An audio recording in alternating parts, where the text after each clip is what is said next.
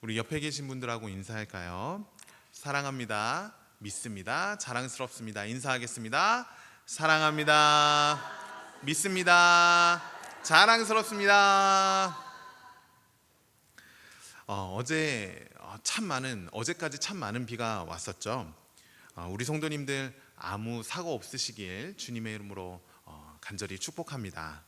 혹시 피해를 입으신 분이 계시거나 아니면 도움의 손길이 필요하신 분들이 계시다면 언제든지 연락 주시면 함께 마음을 모아서 기도하고 제 손이 닿는 데까지 도움을 드리도록 하겠습니다.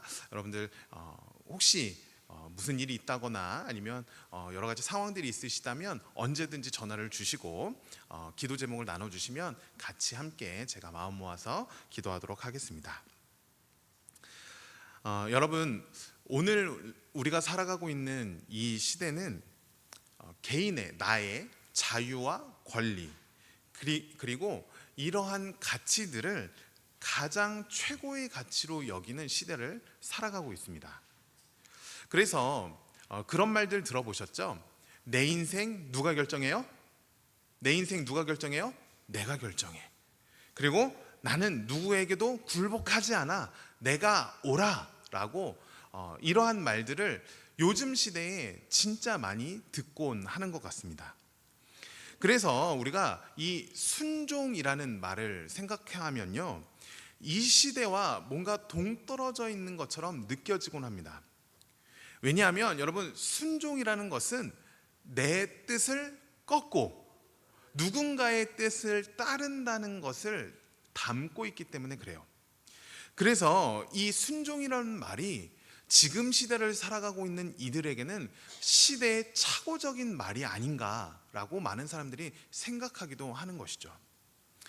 요즘 여러분 직장에서요, 상사들이요 이제 명령을 내리거나 아니면 일을 시킬 때요, 부하 직원들이 그 일을 받기는 하지만 속으로 무슨 생각하시는지 아시나요? 이걸 내가 왜 해야 되지? 물론 대놓고 말은 안 하겠죠. 그런데 요즘 시대의 사람들은요, 다 내가 이걸 왜 하지? 왜? 이러한 물음들을 담고 살아간다는 것입니다. 그래서 순종이라는 말이 이 시대와는 뭔가 맞지 않는 것 같은 그러한 느낌을 받게 되어지는 것이죠. 그런데 오늘 우리가 한 인물을 만나게 될 것입니다. 그리고 이 여인의 이야기에서 진정한 순종이 무엇인지, 그리고 그 순종이 가져다 주는 복이 무엇인지 우리가 함께 살펴보려고 그래요. 여러분, 이 여인 누구일까요? 바로 예수님의 어머니 마리아입니다. 여러분, 마리아 하면 여러분들 어떻게 생각하세요?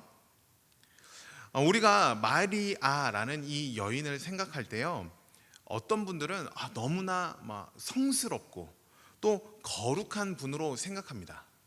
마치 우리와는 전혀 다른 특별한 존재로 여기곤 한다라는 것이죠. 그런데요, 성경을 자세히 곰곰이 살펴보면 마리아는 우리와 똑같은 평범한 인물이었다는 거예요. 나사렛이라는 아주 작은 마을에서 자라난 어린 소녀였고, 또 그의 부모님은 목수였습니다. 경제적으로도 넉넉하지 않은 삶을 살았었어요. 그냥 평범한 시골 처녀였다라는 것이죠. 그런데 그랬던 그녀에게 어떤 일이 일어났나요? 그리고 그 일 속에서 이 여인은 어떠한 모습을 우리에게 보여주고 있나요? 먼저 누가복음 1장 26절 27절 말씀입니다. 여섯째 달에 천사 가브리엘이 하나님의 보내심을 받아 갈릴리 나사렛이란 동네에 가서 다윗의 자손 요셉이라 하는 사람과 약혼한 처녀에게 이르니 그 처녀의 이름은 누구요? 마리아. 자, 여러분, 26절에 천사 가브리엘이 누구에게 갔다고요? 27절 마리아에게 갔다고 말합니다. 여기서 나오는 천사 가브리엘은 하나님의 그 뜻을 전하는 천사들 중에 하나였어요. 구약의 다니엘서에서도 등장하고 이 가브리엘이라는 천사는 종종 하나님의 뜻을 전하는 천사, 그러한 사명을 감당했던 천사인 것이죠. 이 천사가 마리아에게 왔습니다. 그리고 이렇게 말하는 거예요. 28절 말씀에 그에게 들어가 이르되 은혜를 받은 자여 평안할지어다 주께서 너와 함께 하시도다 하니. 자, 여러분 이 말씀 볼까요? 천사가 가브리엘이 마리아에게 도착했습니다. 근데 도착하자마자 첫 번째 한 말이 무엇이에요? 은혜를 받은 자여 평안할지어다. 이렇게 이야기를 했어요. 어떻게 불렀다고요? 은혜를 받은 자여, 은혜를 받은 자여라고 불렀다는 거예요. 여러분, 우리가요 이 은혜를 받은 자여라는 말을 보면요, 우리는 하나님께로부터 특별한 은혜를 받은 자라라고 생각을 합니다. 그런데요, 여러분, 이 말의 정확한 의미는 어떠한 의미이냐면 은혜를 받은 상태에 있는 자라는 뜻이 있는 거예요.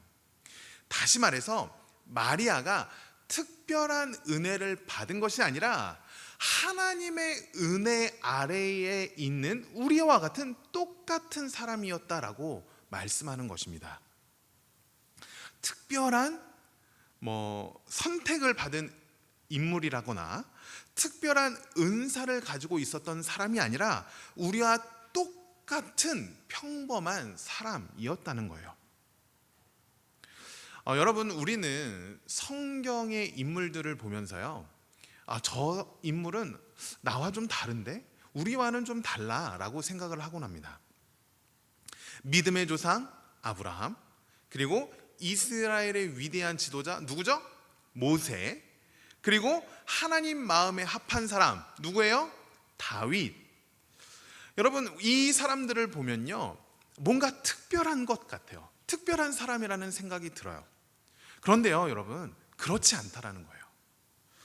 아브라함은 믿음의 조상이라고 불리기 전까지 얼마나 비겁한 사람인지 모릅니다. 여러분, 아브라함이요, 자신의 생명을 죽음에서 면하기 위해서 무슨 짓을 했냐면 자신의 아내를 나의 누이라고 속여요. 여러분, 만약에 여러분들의 배우자가 나의 남편을, 나의 아내를 내 누나요, 우리 부부 사이 아닙니다, 내 누나예요, 오빠예요, 이렇게 이야기한다면 여러분들 어떻게 하시겠어요? 여러분, 이거 이혼 사유 아닙니까? 그죠? 이렇게 소리 지를 정도로 이혼 사유예요, 이혼 사유. 여러분, 이거는 정말 비겁한 짓이죠. 그런데요, 아브라함이 그랬다는 거예요. 심지어 모세는 어떤가요? 하나님이 처음에 모세를 부르셨을 때 모세가 뭐라고 대답한지 아십니까? 하나님, 저는 입이 둔한 자입니다. 여러분, 이거 겸손의 고백 아니에요. 저는 말을 못합니다, 이거 겸손의 고백이 아니라 하나님, 저 말 더듬는 사람이에요. 혀가 둔해서 말을 더듬어요. 그런데 제가 어떻게 사람들 앞에서 말할 수 있겠습니까? 라고 했던 거예요. 모세도 이랬던 사람입니다. 심지어 여러분, 다윗 어떤 사람이었어요? 다윗은요, 하나님의 사람 사무엘이 찾아가서 기름 부음 받기 전까지 가족들로부터 외면받는 누구였어요? 목동이의 삶을 살았어요. 목동의 삶을 살았어요. 여러분, 목동은요, 가족들 중에서도요, 천대받는 그러한 위치에 있었던 사람들이에요. 즉, 다윗이 목동이었다, 이것은요, 가족 중에서도요, 인정을 받지 않았던 사람이라는 것입니다. 그런데 하나님이요, 이러한 평범한 사람들을 부르셨다는 거예요. 여러분, 하나님께서는요, 우리와 같은 아주 평범한 사람들을 주님의 사람으로 부르십니다. 제가 목회를 할 때에 많은 분들과 대화를 하면서 가끔 답답할 때가 있어요. 저의 삶을 이야기하고 또 우리 믿음으로 함께 이 삶을 한번 헤쳐나가 봐요. 또 세상의 것을 택하지 말고 우리 하나님 것을 택해 봅시다 라고 제가 권면을 드리면요, 이렇게 얘기해요. 에이, 그거는 목사님이니까 하죠. 에이, 저는 못해요. 아이, 그거 목사님이니까 그렇게 말씀하시죠. 저는 안 돼요. 여러분, 저요, 여러분들과 똑같이 평범한 사람입니다. 저도요, 똑같이 여러분들과 대학 나왔고, 여러분들과 똑같이 직장 생활했고, 그 직장 생활의 고충을 너무너무 잘 아는 사람이에요. 매일 아침에 서울에서 지옥철을 타고 다녔고요. 가는데 1시간, 오는데 1시간. 요건 빠른 겁니다. 가는데 2시간, 오는데 2시간. 그러한 평범한 삶을 살았던 사람이에요. 여러분, 하나님은요, 아주 평범한 사람들을 불러요. 우리가 하나님 은혜 아래에 다 머물러 있듯이 하나님께서는요, 그 은혜 안에 있는 자들을 부르신다라는 거예요. 그리고 하나님의 부르심에 순종하고 하나님의 부르심에 순종하지 않는 것, 이것은 특정한 어떠한 사람의 이야기가 아니라 나의 이야기가 되는 것이죠. 또요, 하나님의 뜻을 따르느냐, 순종하느냐, 순종하지 않느냐, 이것은 나의 결정에 달려 있다라는 거예요. 여러분, 하나님은요, 부자만 부르시는 것도 아니고, 하나님은 공부 잘하는 사람만 부르시는 것도 아니고, 하나님은 능력이 많은 사람만 부르시는 것도 아니고, 모든 사람을 부르신다는 거예요. 여러분들 한 사람 한 사람을요, 하나님의 사람으로, 하나님의 일꾼으로 지금 부르고 계신다는 거예요. 여러분, 하나님은 아주 평범한 하나님 은혜 아래 있는 자들을 부르시고 하나님의 사람으로 세우십니다. 간절히 바라기는 이곳에 모인 저와 여러분 모두가 하나님의 부르심에 반응하는 저와 여러분 되시기를 주님의 이름으로 간절히 축복합니다. 자, 이제 마리아를 찾아온 천사 가브리엘이 놀라운 하나님의 뜻을 전해요. 누가복음 1장 31절로 33절 말씀, 우리 이 말씀 같이 한번 읽어보겠습니다. 시작. 보라, 내가 잉태하여 아들을 낳으리니 그 이름을 예수라 하라. 그가 큰 자가 되고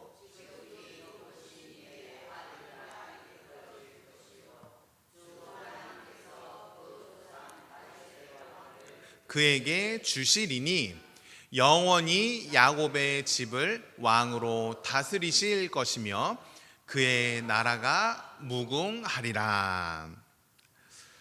여러분, 천사가요, 마리아에게 찾아와서 전한 이 하나님의 메시지, 사실 말이 안 되는 메시지를 전합니다. 왜요? 34절 말씀에 마리아가 천사에게 말하되 나는 남자를 알지 못하니 어찌 일이 있으리이까. 자, 여러분, 여인이요, 아이를 낳으려면 남자와 동침을 반드시 해야 하죠. 그죠? 아이들한테 설명할 때 우리가 엄마랑 아빠랑 손만 잡고 손만 잡고 잤는데 너가 생긴 거야 라고 설명하지만, 여러분 사실 우리는 다 알고 있지 않습니까? 아이가 생기려면요, 반드시 남자와 여자가 동침을 해야 돼요. 여러분, 이 당시에 무슨 인공수정 기법이 있었겠습니까? 아니면 지금 활발히 연구하고 있는 복제인간 이러한 것들이 있었을까요?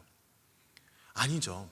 여러분, 이것은 과학적으로나 상식적으로나 여인 혼자서 아이를 출산한다는 것은 있을 수 없는 일이에요.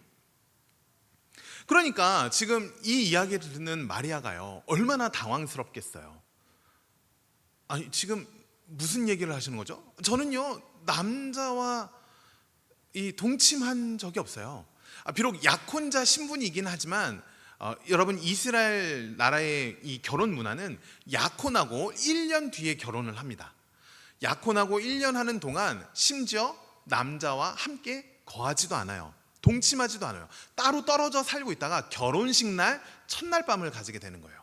만약 이 여인이 결혼 전에 혼전 임신을 했다? 요즘은 혼전 임신하면 축복이라고 하는데, 선물이라고 하는데, 이 당시만 해도 혼전 임신을 하면 돌에 맞아 죽는 거예요. 돌에 맞아 죽어 마땅한 일이었습니다. 가족들로부터 버림받게 되고 여인 혼자서 먹고 살아갈 수 있는 방법이 전혀 없는 정말 천한 삶을 살아갈 수밖에 없어요. 그런데 여러분, 만약 이 당시에 여러분들이 마리아의 입장이라고 생각해 볼까요? 천사가 여러분들에게 다가와서 이러한 이야기를 한다면 여러분 어떻게 대답하시겠어요? 어떻게 대답하실래요? 어떻게 솔직히 어떻게 대답하시겠어요? 주님, 이건 조금 이건 안 될 것 같은데요. 주님, 이건 있어서는 안 되는 일이나, 저 약혼했고 조금만 있으면 결혼해요. 그런데 제가 임신을 한다니요? 이건 말도 안 됩니다. 그러지 않겠어요? 물론 여러분들은 거룩하신 분들이라 아멘 할렐루야 주여 주시옵소서 이렇게 얘기하실 수도 있겠지만, 저는 하나님 안 될 것 같은데요, 이거 좀 어려울 것 같아요 라고 했을 것 같아요. 그런데 여러분, 이 마리아, 그저 평범했던 인물이었던 이 마리아, 어떻게 대답했을까요? 누가복음 1장 38절 말씀, 우리 같이 한번 읽겠습니다. 시작.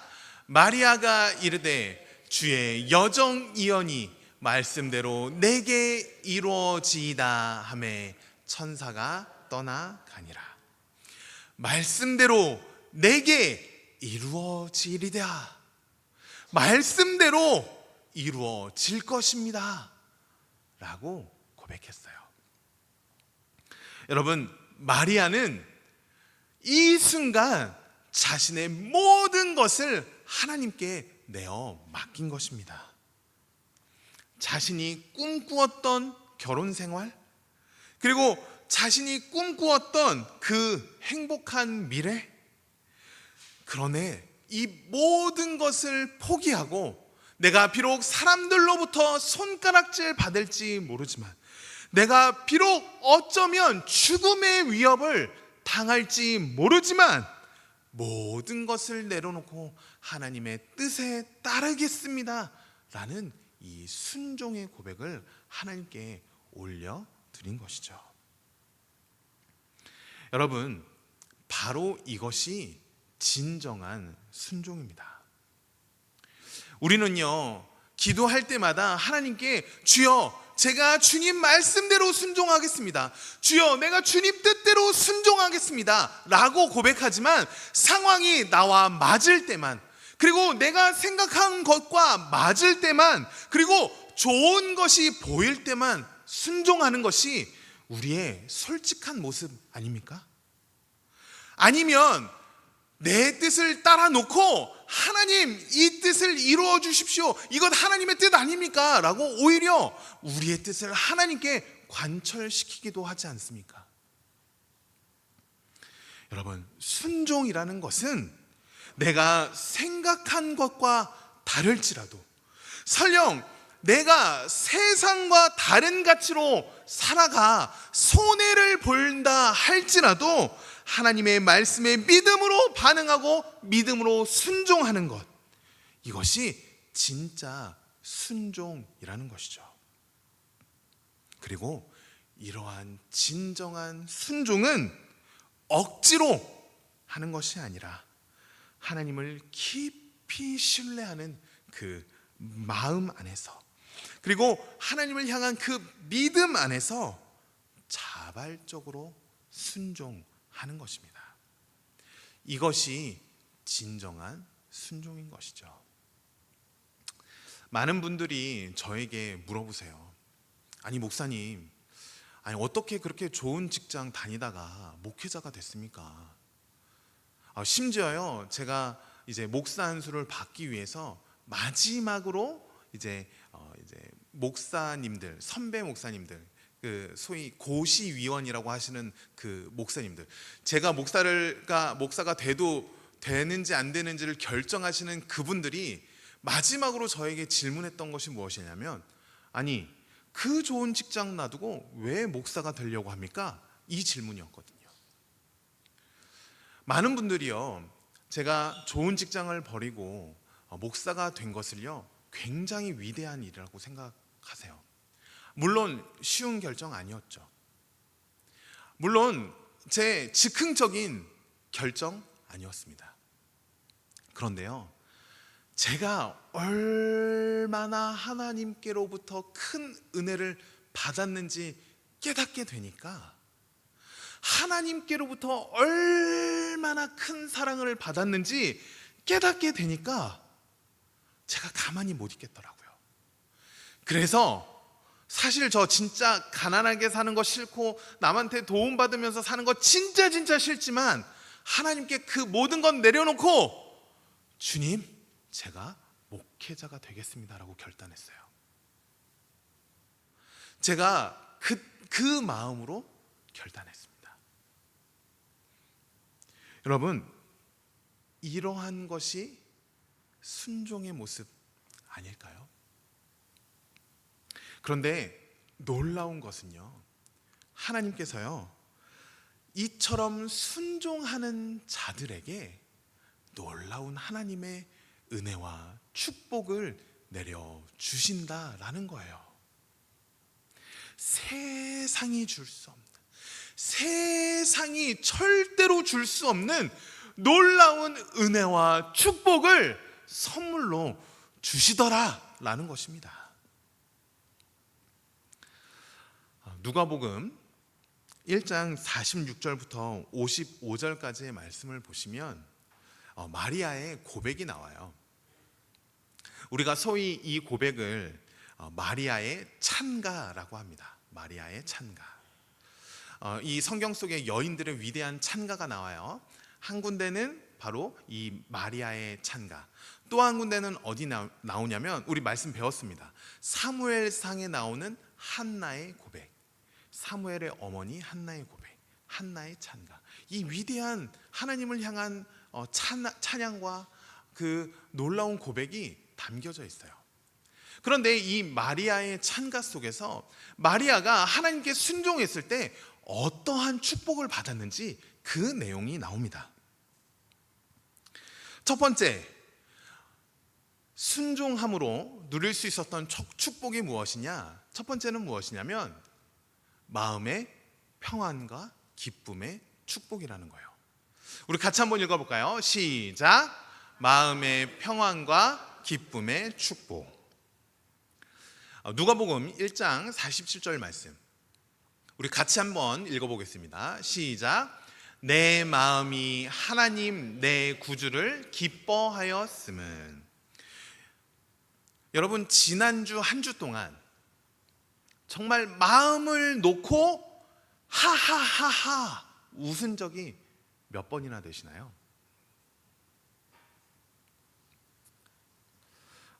물론 지난주 한 주 날씨도 한 몫을 하기도 했지만, 지금 우리 사회가 웃을 수 있는 사회가 아니잖아요. 웃음 짓기 어려운 사회잖아요. 경제적으로나 정치적으로나 참 어려운 시기를 겪고 있지 않습니까? 제가 통영 지역에 살다 보니까 다른 지역들보다 이 경제적인 타격이 조금 더 크게 느껴지는 것 같아요. 제가 전에 있던 곳만 해도 공기업도 많고 큰 회사들도 많고 또 공무원으로서 일할 수 있는 자리들이 많아서 경제적으로 어렵다 하더라도 이게 직접적으로 잘 느껴지지 않았거든요. 그런데 통영은 자영업 하시는 분들이 진짜 많은 것 같아요. 그러다 보니까 이 경제적인 타격이 한번 이렇게 물결치면요, 그 물결이요 이 통영 사회를 막 이렇게 들쑤시는 것 같더라고요. 이런 삶의 문제가 나와 그리고 나의 가정을 위협하는 것 같아서 우리가 웃음 짓기 어려운 삶을 살아가고 있지 않습니까? 마리아도 그러지 않았을까요? 자신의 배가 점점 불러옵니다. 그러면 여러분, 이 불러오는 배에 어떻게 해요? 나 아직 결혼도 하지 않았는데 사람들 사이를 지나갈 때마다 손가락질 받고, 사람들 사이를 지나갈 때마다 그 죽음의 위협을 매일매일 느끼지 않았겠어요? 여러분, 임신한 그 순간이 기쁨이 아니라 오히려 지옥과 같은 삶과 웃음을 지울 수 없는 그러한 삶을 살아갈 수밖에 없었다는 거예요. 그런데요, 마리아는 기뻐했다 그래요. 마리아는 너무너무 기뻐서 하나님께 찬양의 고백을 올려드렸어요. 어떻게 그러한 고백이 나올 수 있었을까요? 어떻게 그 어려운 상황에도 불구하고 마리아는 그 기쁨을, 터져나오는 기쁨을 주체할 수 없었을까요? 그것은 하나님의 돌보심을 맛보았기 때문에 그렇습니다. 48절 말씀에 그의 여종의 비천함을 돌보셨습니다.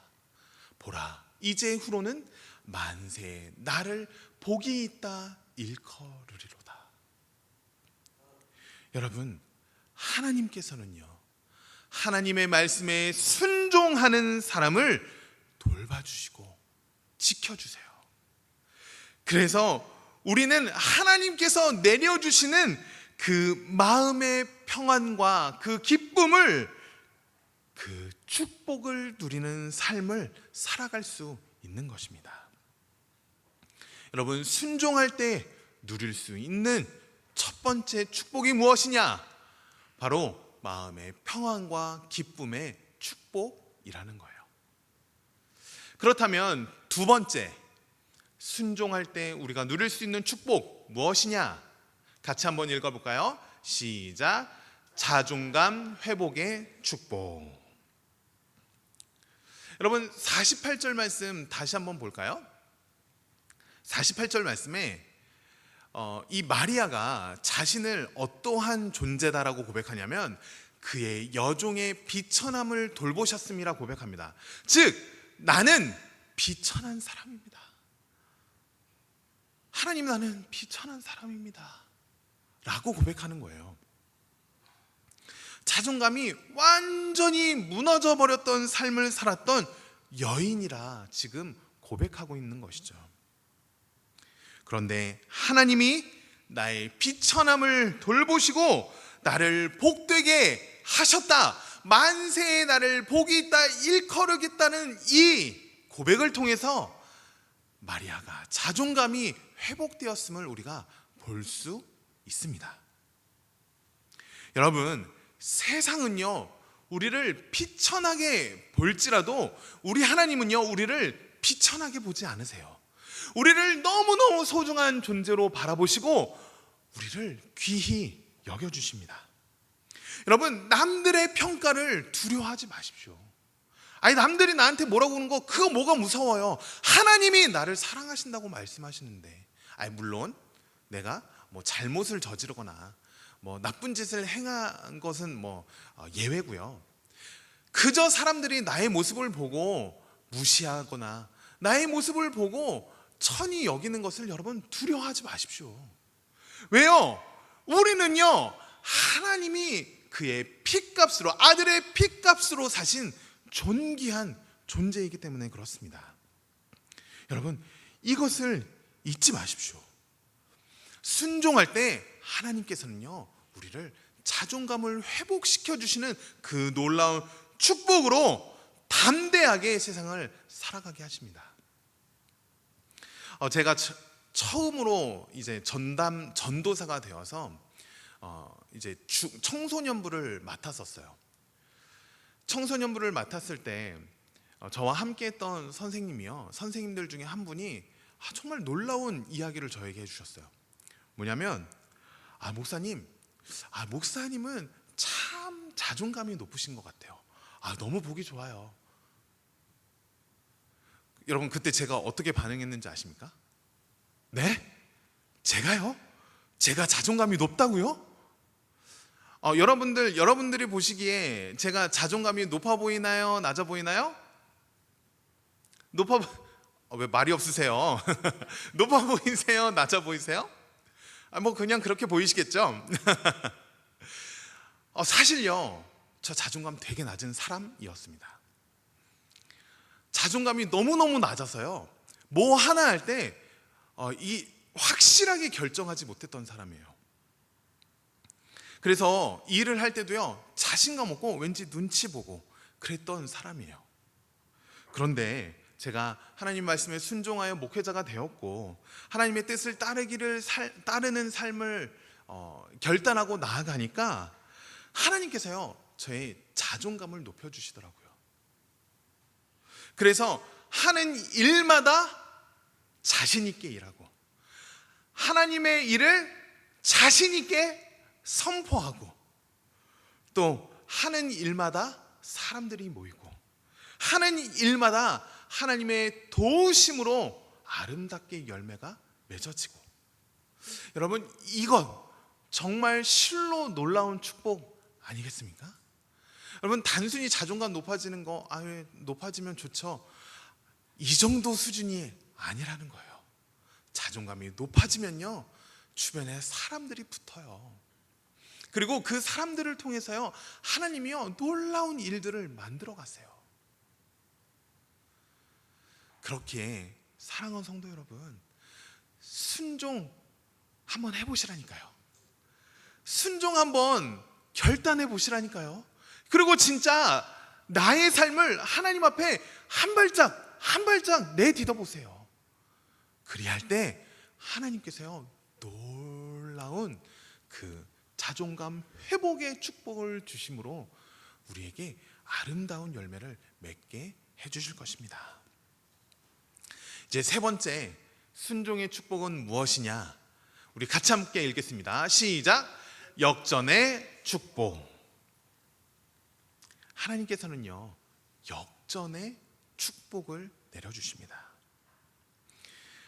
마리아의 찬가 중에서요, 가장 극적인 부분이 있습니다. 누가복음 1장 51절로 53절까지의 말씀인데요, 이 가장 극적인 마리아의 고백, 우리 같이 한번 읽어볼까요? 시작. 그의 팔로 힘을 보이사 마음에 생각이 교만한 자들을 흩으셨고 권세 있는 자를 그 위에서 내리치셨으며 비천한 자를 높이셨고 줄이는 자를 좋은 것으로 배불리셨으며 부자는 빈손으로 보내셨도다. 높은 사람은 낮추시고 낮춘 자를 높이시는 역전의 하나님. 그래서요, 여러분, 우리가 절망적인 상황일지라도 웃음을 잃지 않을 수 있는 이유는 우리에게 역전의 축복이 있기 때문에 그렇습니다. 저는요, 목회하면서요, 이런 분들을 정말 많이 보았어요. 진짜 많이 보았습니다.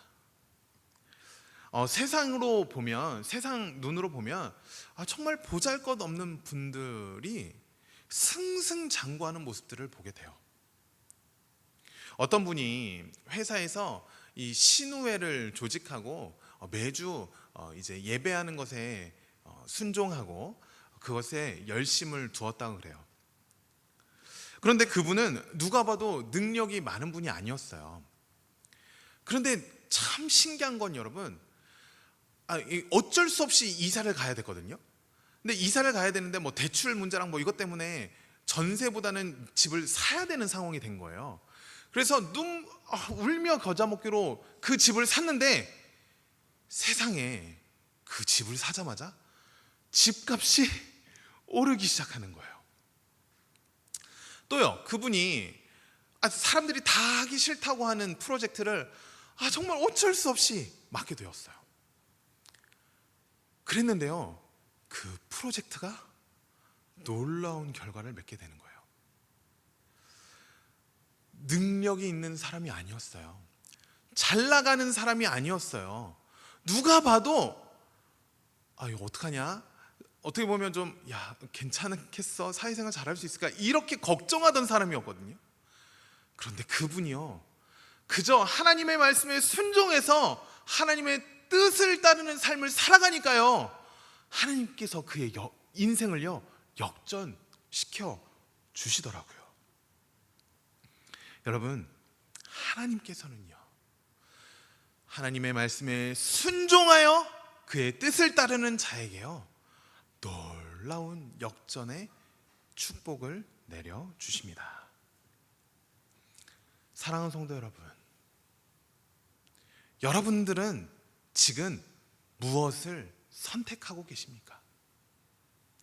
하나님의 뜻입니까? 아니면 나의 뜻입니까? 오늘 본문 말씀 누가복음 1장 45절은 이렇게 고백합니다. 주께서 하신 말씀이 반드시 이루어지리라 라고 믿은 그 여자에게 복이 있도다. 여러분, 이 말씀 속에서요, 그 여자라는 곳에 우리의 이름을 넣어 봅시다. 그리고 같이 한번 이 말씀 다시 한번 읽어보면 좋을 것 같아요. 누가복음 1장 45절 말씀, 여자에게 내 이름을 넣는 겁니다. 우리 함께 읽겠습니다. 시작. 주께서 하신 말씀이 반드시 이루어지리라 라고 믿은 무엇이 있다? 복이 있도다. 여러분, 예수님의 말씀이, 하나님의 말씀이 이루어집니다. 아멘 하고 믿고 순종한 자에게 무엇이 있다?